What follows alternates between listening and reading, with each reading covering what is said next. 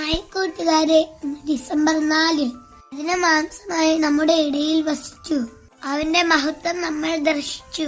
ഈ വചനം നമുക്ക് പഠിക്കാം. പുണ്യപ്രവൃത്തിയായി മദ്യപാനം മൂലം വേദനിക്കുന്ന കുടുംബങ്ങൾക്ക് വേണ്ടി ഒരു നേരത്തെ ഭക്ഷണം ഉപേക്ഷിക്കാം.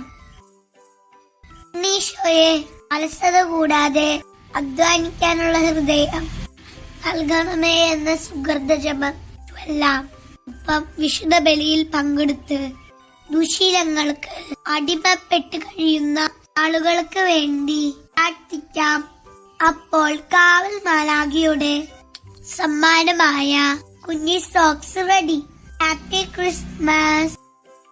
മഞ്ഞുപെയ്യും നനുത്തരാവിൽ പാടി